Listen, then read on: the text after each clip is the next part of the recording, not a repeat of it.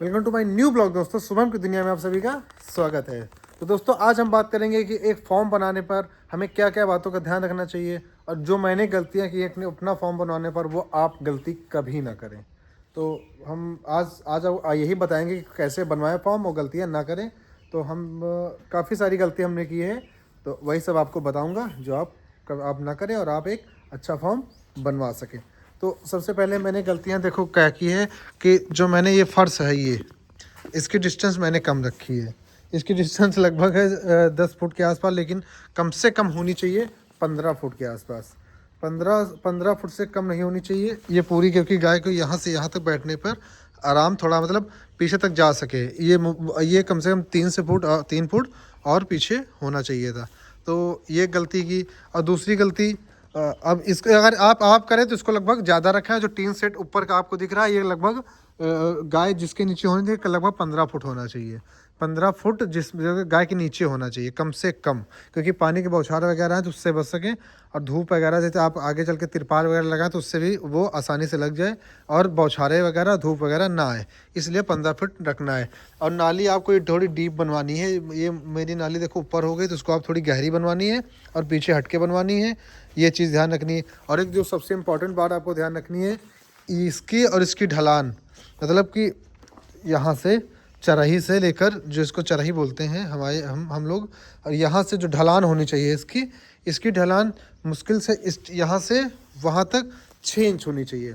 मतलब कि इतनी ढलान हो कि पानी आराम से चला जाए। और एक चीज़ का ये बनवाते वक्त बहुत ज़्यादा ध्यान रखना कि इसकी ढलान ज़्यादा ना रखें, मतलब कि 1 फुट 1.5 फुट मत रखें। कोई कोई रख देता है कि यार हमें और आसानी होगी, आराम से पानी नीचे बह जाएगा। तो ये गलती बिल्कुल ना करें। ये गलती करेंगे तो पछताएंगे। इससे होता क्या है, अगर आप ज़्यादा ढलान अपनी गायों के नीचे कर देंगे तो गाय के बेल वगैरह निकलने लगती हैं। जब गाय कंसीड होती है, जब बच्चे पेट में होता है, जब बच्चा देती हैं, उसके बाद उनके मतलब बेल निकलने लगती है। बेल क्या होती है, एक बच्चेदानी एक होता है मालूम, वही वही बाहर आने लगती है पीछे जहाँ से गोबर करती हैं।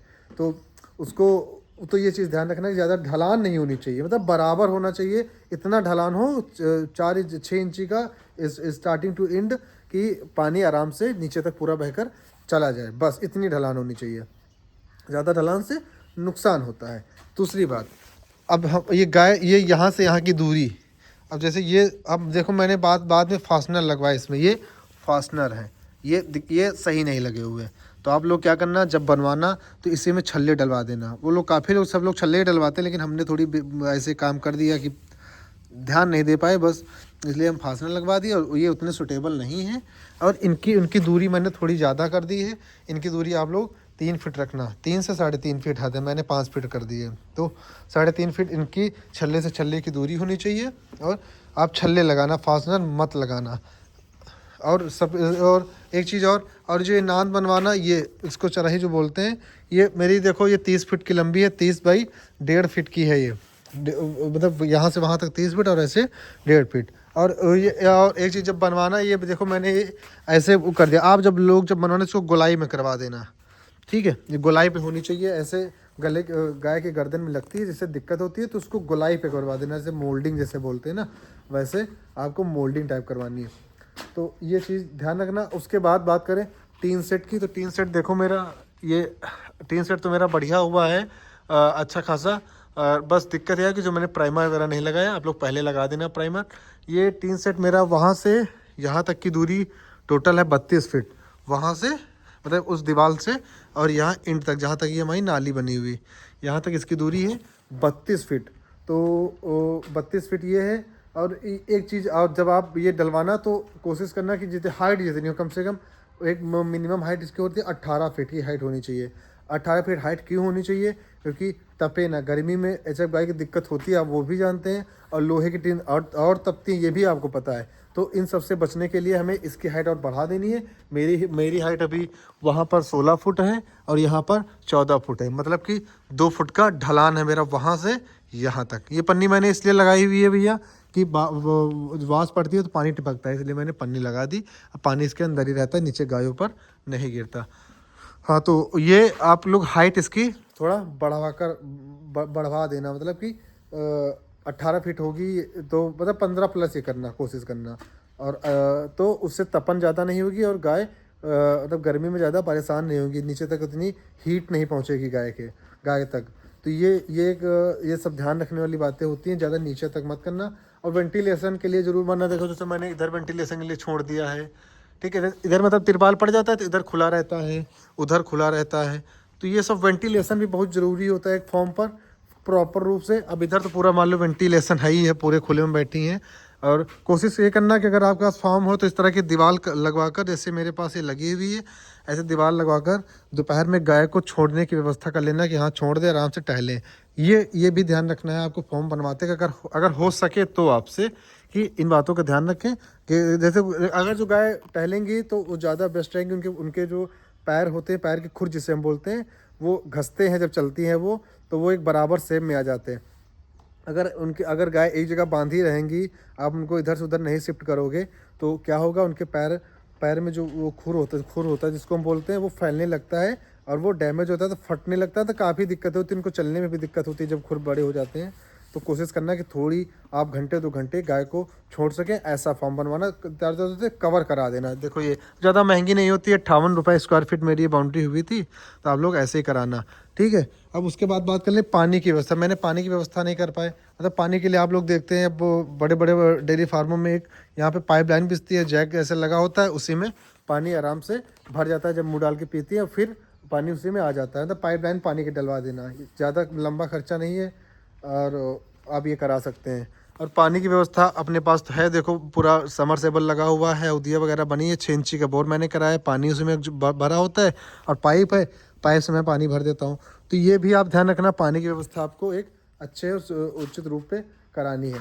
और उसके बाद बात कर ली, ये तो हो गया डेयरी फार्म का। ये मेरा खर्चा आया था 5.5 लाख रुपए डेयरी फार्म से बनवाने पर, गाय का अलग।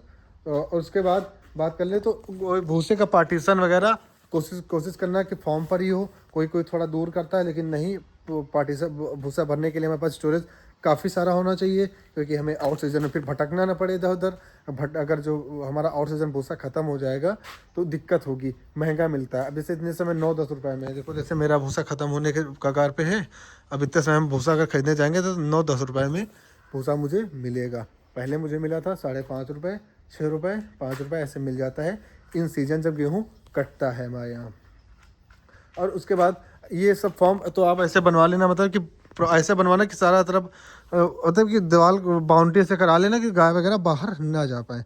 अब उसके बाद फॉर्म बनवाते समय ये भी याद रखना है आपको कि जैसे हम गाय वगैरह लाएं तो उसके लिए एक ऐसा, जैसे देखो मैंने ऐसे गेट लगवा दिया, ये बड़ा गेट है, इधर से जैसे गाड़ी घोड़ा आया, इधर मेरा सब फीड वगैरह उतर गया, मतलब मुझे बाहर नहीं कुछ करना है, इधर ही फीड उतर गया, सब काम इधर ही हो गया। छोटा सा गेट लगवा दिया है कि हम लोग आने जाने के लिए। ये तभी खुलता है जब कोई गाड़ी आती है, जब हमारे पास फीड या भूसा हमारा आएगा तब, ऐसे नहीं खुलता ये।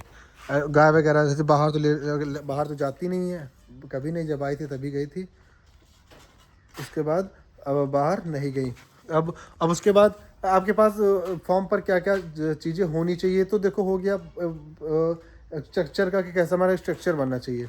अब उसके बाद बात करें कि हमें फॉर्म पर होना क्या चाहिए, देखो लाइट की सुविधा एक प्रॉपर होनी चाहिए, मशीन होनी चाहिए आपके पास। देखो मेरे पास लाइट की सुविधा, लाइट है, जनरेटर है अपने पास, ये 7.5 kV का जनरेटर है जो मैं लेके आया था, वही 48,000 के समथिंग लेकर आया था ये।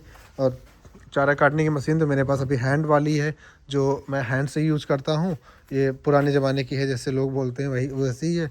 मिल्किंग मशीन होनी चाहिए ऐसी, ठीक है। मिल्किंग मशीन में 36,000 रुपये की लाया था। और हाँ, ये इन्वर्टर से चल जाती है, इसके लिए 3 किलोवाट का इन्वर्टर चाहिए, आराम से इन्वर्टर चल जाएगी।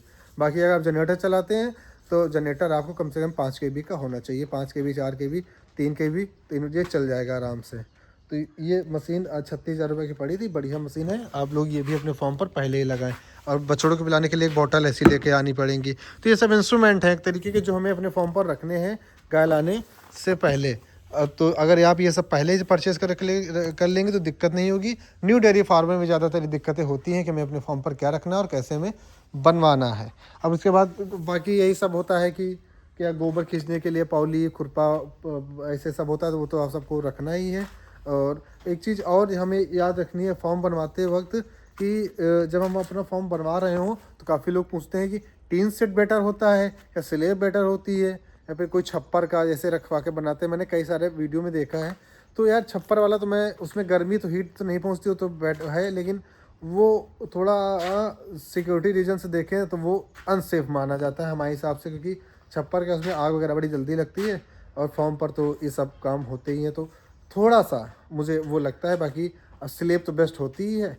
बाकी अगर आप फिर आपके बजट पर डिपेंड करता है कि बजट कैसा है, इसलिए उसमें फर्श डालने पर ऊपर तो ज़्यादा खर्चा आता है।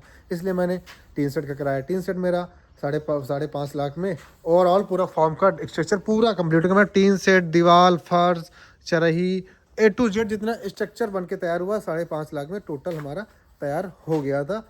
सब कुछ मशीन वगैरह अलग थी, मशीन जनरेटर ये सब मेरा अलग था। और उसके बाद तो ये सब अगर बजट पे डिपेंड करता है, अगर आप स्लेब डलाते हैं या फिर टीन सेट कराते हैं। तो ये मेरा फॉर्म का स्ट्रक्चर था। ऐसे ही आपको फॉर्म बनवाना है, ये गलतियां नहीं करनी है। ओपन फॉर्मिंग के लिए थोड़ा सा स्पेस आपको छोड़ना है, ऐसे जैसे मैंने बताया है, क्योंकि अगर गाय वगैरह टहल सके। देखो मैं कॉर्नर से दिखा रहा हूँ मेरा फॉर्म कितना बड़ा है, एकदम कॉर्नर से आपको दिखा रहा हूँ, आप देख लो, दिख गया ना, एकदम कॉर्नर से पूरा। तो ऐसा है अपना पूरा फॉर्म। बाहर का गेट वगैरह तो बाहर का स्पेस है वो मैं आपको दिखा चुका हूँ, अंदर की थोड़ी डिटेलिंग बतानी थी। तो ऐसे ही बनवाना, ये गलतियाँ ना करना जो मैंने की है। इधर थोड़ा स्पेस ऐसे ही छोड़ देना, क्योंकि चारा पानी हम लोग इधर से करते हैं। इधर मशीन अपनी ढकेल कर उधर वहाँ तक चली जाती है, और मैं उधर लेने नहीं जाता मशीन, इधर से ही गाय सारी लग जाती हैं, उधर नहीं जाना पड़ता। तो ये एक अच्छी चीज़ अपने पास है कि ज़्यादा मुझे क्रॉस नहीं करना पड़ता, इधर से ही सारे काम हो जाते हैं। चारा भी इधर से हो जाएगा, फीडिंग भी इधर से हो जाएगी, और गाय भी इधर से लग जाती है, मिल्किंग सब कुछ, मतलब ओवरऑल यही सोचा था। मुझे उधर नहीं जाना पड़ता। उधर कब जाना पड़ता है, तो वही मशीन लगाने, मतलब थनों पे जब लगती है वही किसी के लिए जाना पड़ता है। तो ये सब बातें ध्यान रखना है। और फीडिंग के लिए आपको एक स्टोरेज बना लेना है कि हाँ फीड ऐसा ही आती है। जैसे मेरे पास फीड तो एक साथ आती है, मैं मंगाता हूँ 25-30 बोरी डेली। तो दूर है का मामला है तो थोड़ी मंगाता हूँ, महीने में एक बार मंगाता हूँ 25-30 बोरी, वही लगभग 35-40 हज़ार रुपये के आसपास मुझे ये पड़ती हैं। तो भैया ये इतनी अभी अभी जब गर्मी आएगी ना, तो फॉगर गर्मी के लिए मैंने क्या क्या प्रिपरेशन किया है वो मैं आपको दिखाऊंगा, लेकिन बता रहा हूँ अभी। फॉगर लगेंगे, पंखा लगेंगे, और एक बड़ा सा कूलर हम यहाँ पर लगेंगे। फॉगर क्या होता है, ऐसे पाइपलाइन पड़ेगी, उससे हल्का हल्का सा पानी टपके, पानी बौछार टाइप का आएगा, हल्का हल्का कोहरा टाइप का, जैसे कोहरे में पानी पड़ता है। उससे क्या होगा कि तापमान बराबर रहेगा और गाय को गर्मी ज़्यादा नहीं लगेगी। पंखे चलेंगे प्रॉपर। अभी इन्वर्टर लगवाना है, काफ़ी सारा काम फार्म पर है, लेकिन वो गर्मी में, जब गर्मी आएंगी तब हम करेंगे। तो अभी आप लोग को फॉर्म बनवाइए, अगर जो लोग बनवा रहे हैं तो इन बातों का ध्यान रखना, गलती ना करना। मैट वगैरह में पहले ही ले आता है, 3500 रुपये की मैट पड़ी थी, 40 kg की मैट है ये, बढ़िया मैट है। थोड़ी मुझे अभी दो मैट और लानी पड़ेंगी इन गायों के लिए, क्योंकि अभी स्पेस थोड़ा बैठने उठने के लिए कम पड़ रहा है, क्योंकि इनकी मैटें सारी एक में जुड़ी होनी चाहिए। मैंने देखो दूध डाली है, तो दोस्तों आप लोग गलती मत करना, एक ही में डालना। तो ये सारी दिक्कतें आप लोग ना करना, ज़्यादा बेस्ट रहेगा। गोबर फेंकने की व्यवस्था आप लोग फॉर्म से बाहर करना, अंदर मत करना। मैंने ये भी गलती एक की है, जो देखो गोबर पड़ा हुआ है वो बाहर होना चाहिए, फॉर्म के अंदर नहीं होना चाहिए मेरे अकॉर्डिंग। तो ये गलती आप लोग ना करना। बाकी फॉर्म बनवाना, और कोई जानकारी आपको चाहिए तो मुझे बताना, और मैं ओवरऑल खर्चा भी बता दूंगा कितना आया है टोटल। गाय ऐसा तो बता चुका हूँ, फॉर्म का मेरा इतना आया है। तो मिलते हैं आपको नेक्स्ट ब्लॉग में। कमेंट कीजिए आप सभी लोग भाई, और अपना प्यार बनाए रखिए। चैनल को सब्सक्राइब भाई सभी लोग कर दो भाई, सभी लोग चैनल को सब्सक्राइब करो, अपना प्यार बनाए रखो। और जैसी वीडियो आपको चाहिए, वीडियो शेयर किया करो भाई साहब। अगर अच्छी लगे तो किसी के अपने जानने वाले के पास जो डेयरी फार्मिंग करना चाहता है उसके पास शेयर किया गया, और अपने भाई को ऐसे प्यार बनाए रखें, सपोर्ट करते रहें। मिलते हैं नेक्स्ट ब्लॉग में आपके टॉपिक के अनुसार, आपके कमेंट के अनुसार। बाय बाय, नमस्कार।